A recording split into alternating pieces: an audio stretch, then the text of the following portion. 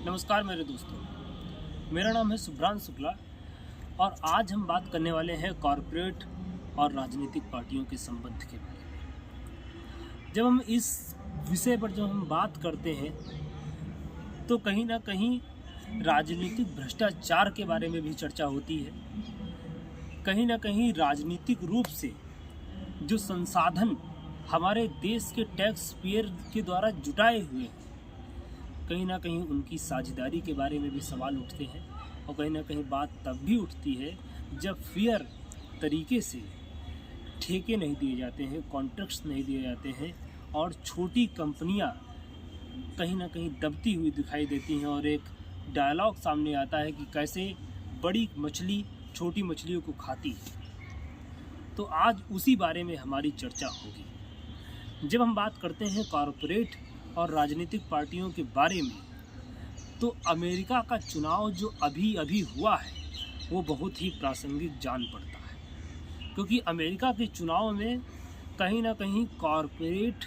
राजनीतिक पार्टियों के साथ बाँह में बाँह डालकर, कंधे में कंधा मिलाकर चलता हुआ हमें दिखा है। इलॉन मस्क की अगर बात करी जाए, जिनको लग रहा है कि अमेरिका की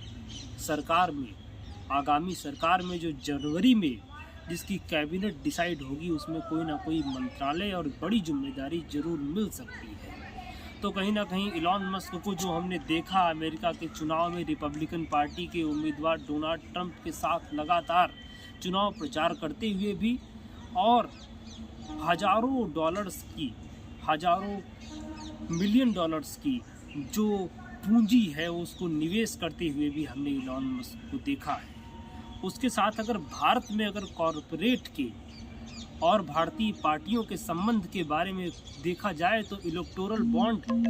जो अभी 4 साल तक चलने वाला इस देश का एक बॉन्ड था, जिसके माध्यम से इनलीगल तरीके से या बिना जनता के सामने स्पष्टीकरण आए हुए पीछे से जनता के भविष्य का कहीं ना कहीं सौदा होता हुआ दिखता था, जिसको सुप्रीम कोर्ट ने खारिज किया। उसके साथ हम देखते हैं कि कॉरपोरेट जो धर्म नहीं मानता, जो जाति नहीं मानता, कॉरपोरेट केवल अपने हितों को देखता है। हम जब देखते हैं कि बिरला हो या अंबानी जो इलेक्टोरल बॉन्ड या किसी भी माध्यम से चंदा अगर बीजेपी को देते हैं, तो कहीं ना कहीं कांग्रेस को भी देते हैं। प्रदेशवार तरीके से हर पार्टी को अपने हिसाब से अपने लाभ को मद्देनज़र रखते हुए चंदा देते हुए हमें नज़र आते हैं। तो कहीं ना कहीं हमें दिखाई पड़ता है कि कॉरपोरेट जिस असमानता को इतना बढ़ा दिया है कि जनता की गाड़ी कमाई टैक्स पे